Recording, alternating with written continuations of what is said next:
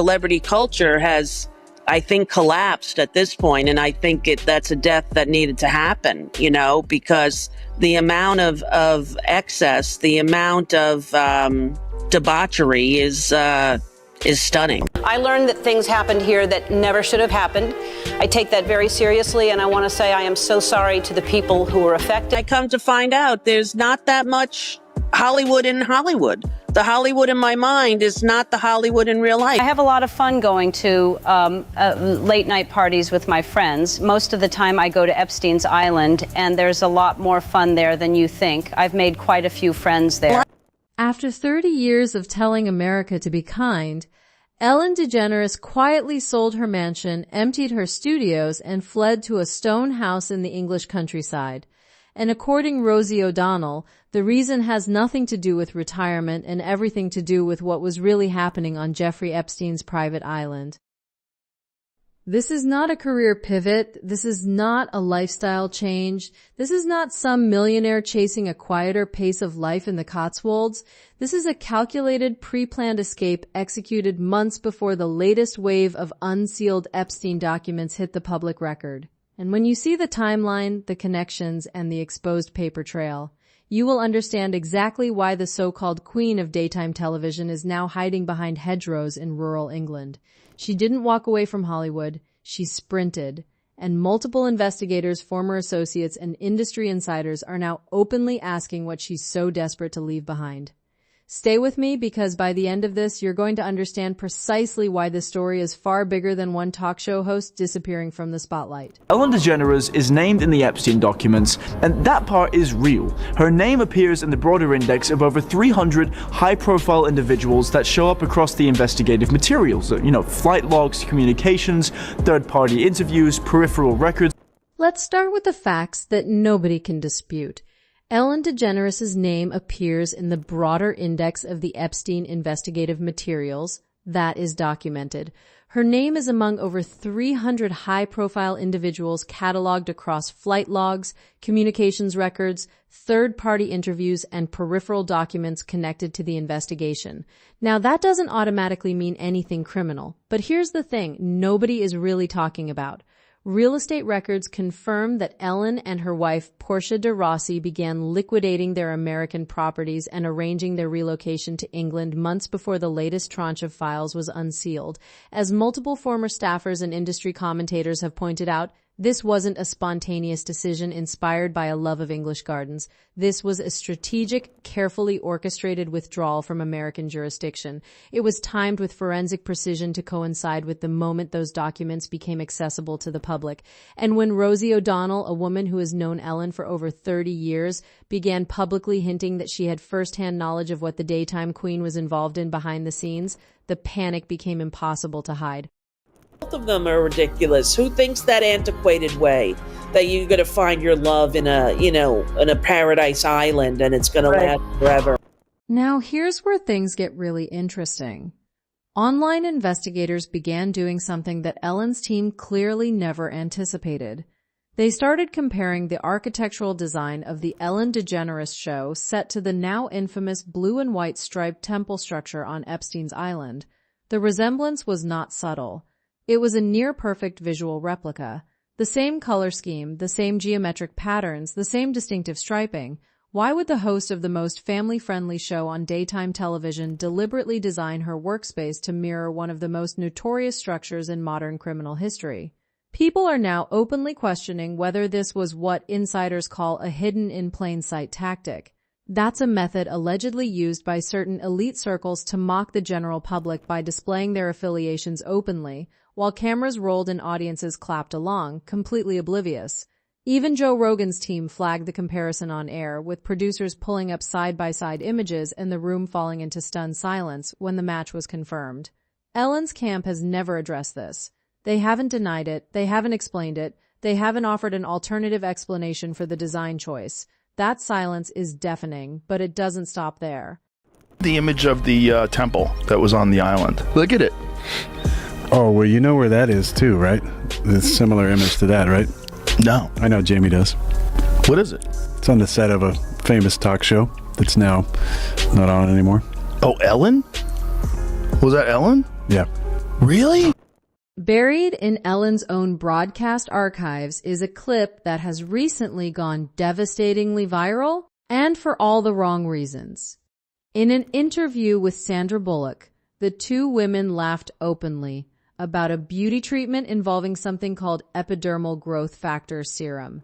That's a product Bullock cheerfully explained was derived from the foreskins of Korean babies.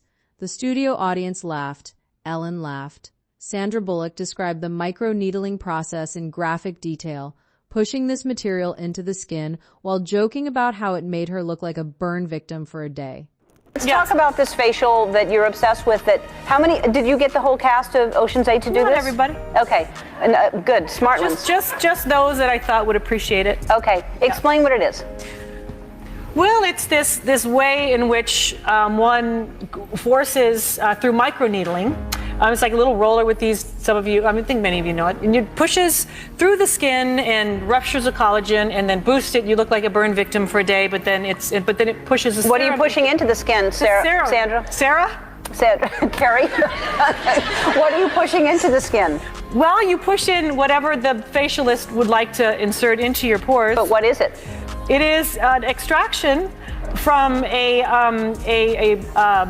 piece of skin that came from a young person far, far away, and they somehow figured out how to extract. It's foreskin from a Korean baby. At the time, it passed as just another bizarre Hollywood wellness trend. But in the context of what we now know about the coded language and the grotesque practices allegedly documented in the Epstein files, that segment feels less like a comedy bit and more like a deliberate soft reveal of something genuinely horrific being normalized in front of millions of viewers. And here's what most people don't know. That clip wasn't the only time Ellen's show served as a platform for disturbing confessions disguised as entertainment. Chrissy Teigen, a longtime friend of the daytime elite circle, appeared in an interview where she was asked point blank if she would eat human flesh. Her answer was not to recoil in horror. She said, and this is a direct quote, "If the person okayed it, I would eat a human."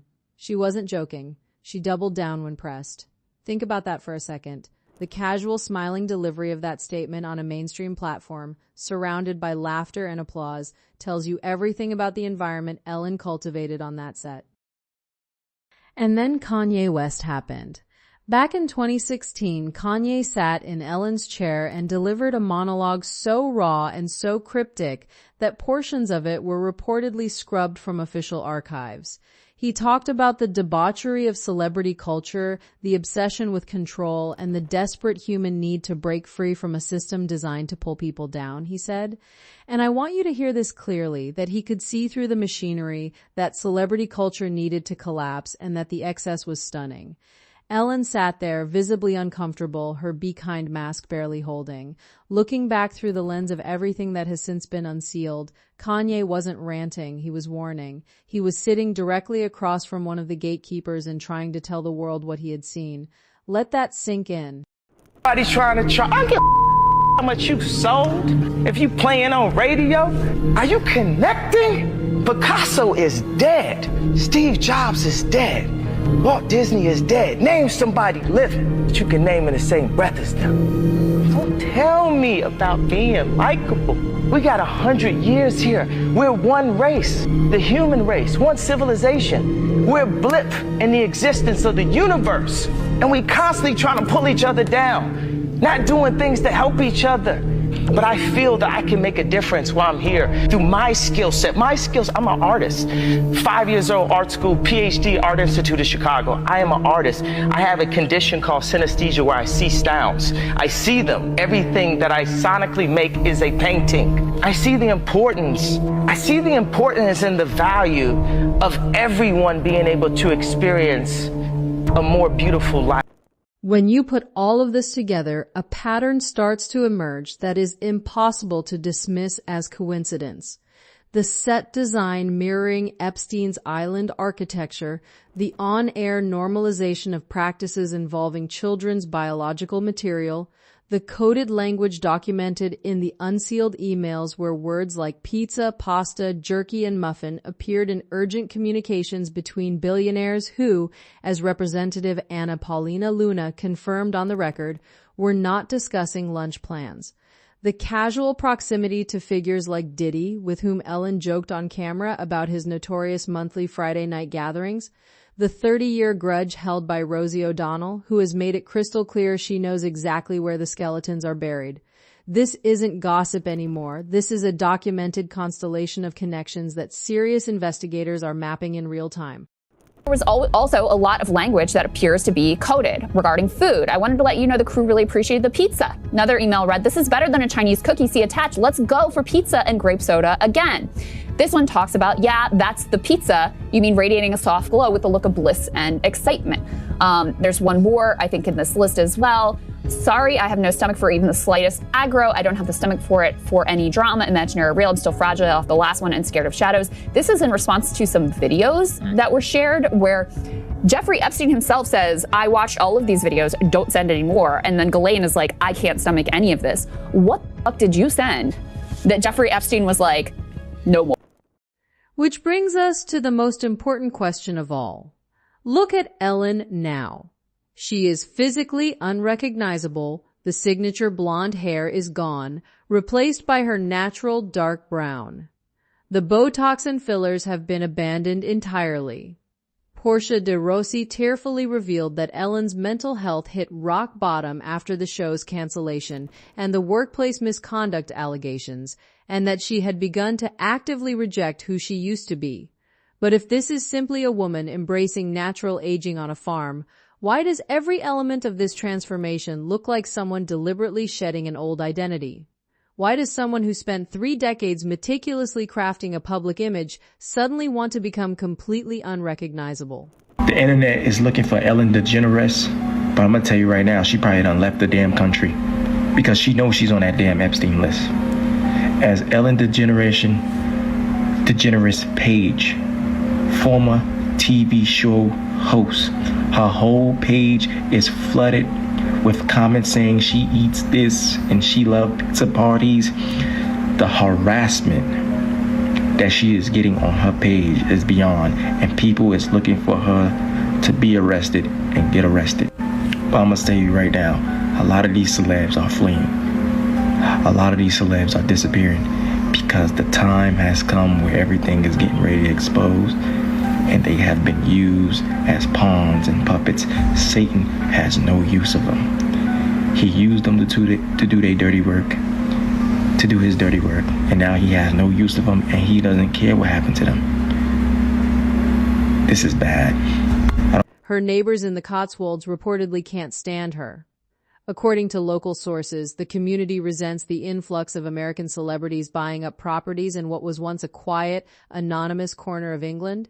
They view it not as retirement, but as invasion. Ellen didn't find peace in the countryside.